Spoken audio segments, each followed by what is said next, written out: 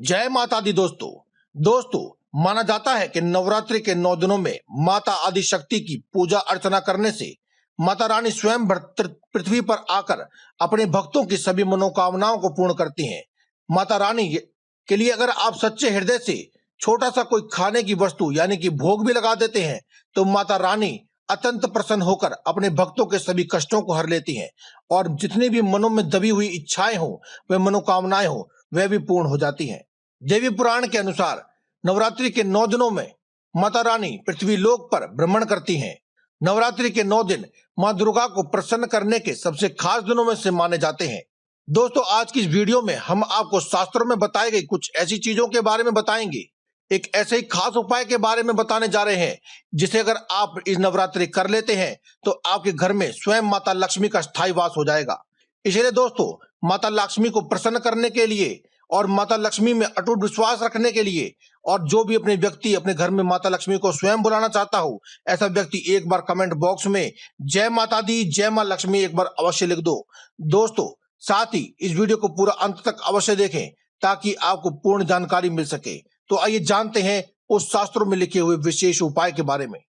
नमस्कार दोस्तों, आप सभी का स्वागत है हमारे इस YouTube चैनल में। आज हम आपके लिए लाए हैं बहुत ही जबरदस्त वीडियो। यहाँ डाल दें थोड़े से चावल, बनेंगे सारे बिगड़े काम, मिलेगी सभी कष्टों से मुक्ति। दोस्तों, वीरवार का दिन भगवान विष्णु की पूजा के लिए बहुत ही खास और शुभ माना जाता है। इस दिन भगवान विष्णु का पूजन करने से सभी कष्टों और दुखों से मुक्ति तो मिलती ही है, साथ ही साथ अथाह धन की प्राप्ति भी होती है। कहते हैं कि वीरवार के दिन भगवान विष्णु का पूजन आदि करने से भगवान विष्णु के साथ साथ माता लक्ष्मी की कृपा भी प्राप्त होती है। इसीलिए वीरवार का व्रत करने वाला, पूजन विधि करने वाला व्यक्ति हमेशा ही स्थायी लक्ष्मी का मालिक बन जाता है। उसके घर में स्थायी लक्ष्मी सदा ही वास करती है। भगवान विष्णु के साथ माता लक्ष्मी सदा ही विराजित रहती हैं। भगवान विष्णु को माता लक्ष्मी का स्वामी कहा जाता है। इसीलिए धन धान्य के साथ साथ भगवान विष्णु की कृपा से सभी रोग दोषों का भी नाश हो जाता है। दोस्तों, कहा जाता है कि भगवान विष्णु को जो भी जातक प्रसन्न कर लेता है उसके घर में कभी भी धन धान्य की कमी नहीं होती है, कभी भी पैसे का अभाव नहीं होता है, कभी भी उसे कर्जे का या फिर आर्थिक तंगी का मुंह नहीं देखना पड़ता है। इसीलिए दोस्तों, आज की इस वीडियो में हम आपको भगवान विष्णु को प्रसन्न करने का एक बहुत ही छोटा सा और सरल उपाय बताने जा रहे हैं। बस यहाँ डाल दे थोड़े से चावल, बनेंगे सारे बिगड़े काम, मिलेगी सभी कष्टों से मुक्ति।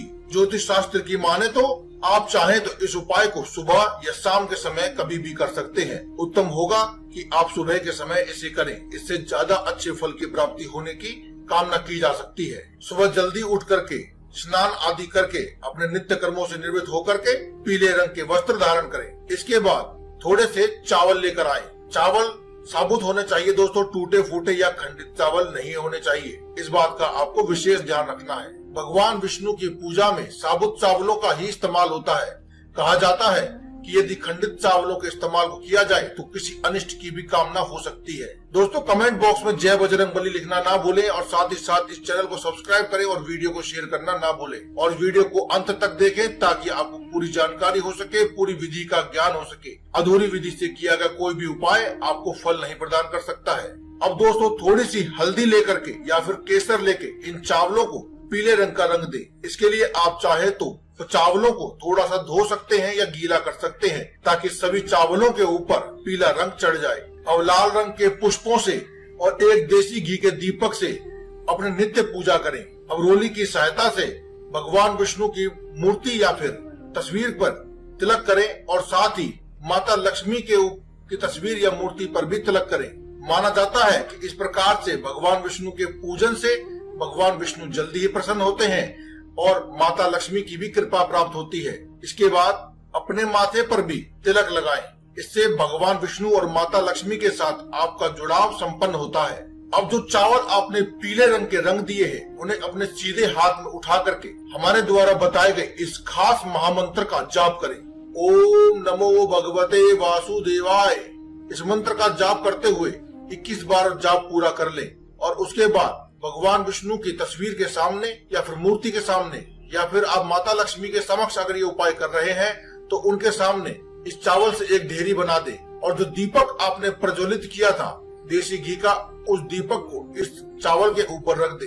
इसके बाद अब माता लक्ष्मी के मंत्र का भी जाप करें। मंत्र इस प्रकार है, ओम श्री ह्रीं श्री महालक्ष्मी नमः। इस मंत्र का जाप करने के बाद आप हाथ जोड़ करके अपनी सभी समस्याओं के बारे में माता लक्ष्मी और भगवान विष्णु को बता दें और आर्थिक दृष्टि से अपने आप को संपन्न करने के लिए, अपने आर्थिक समस्याओं के निवारण के लिए माता लक्ष्मी को न्योता दें, अपने घर में बुलाएं और साथ ही साथ अपनी सभी मनोकामनाएं भगवान विष्णु से कह दें और अपनी समस्याएं भी कह दें। दोस्तों, अगर ये उपाय आप सुबह के समय कर रहे हैं तो जब तक दीपक पूरा जल न जाए तब तक आप इंतजार करें, और अगर शाम के समय कर रहे हैं तो आप जाकर के विश्राम कर सकते हैं। दीपक पूरा जल जाए या फिर अगले दिन की सुबह आप इन चावलों को उठा करके एक पीले रंग के कपड़े में बांध करके अपने घर में धन रखने के स्थान पर रख दें। मात्र इतना सा उपाय करते ही माता लक्ष्मी का स्थायी वास आपके घर में हो जाएगा।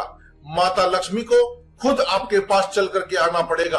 आपकी सभी समस्याओं का निवारण करने के लिए, आपको आर्थिक दृष्टि से पैसे की तंगी दूरी करने के लिए माता लक्ष्मी खुद आपको आशीर्वाद देगी। तो दोस्तों, आज की इस वीडियो में केवल इतना ही। कल फिर आपसे मुलाकात होगी एक और नई वीडियो के साथ। तब तक के लिए दें इजाजत। धन्यवाद। कमेंट बॉक्स में लिखते रहें जय बजरंगबली।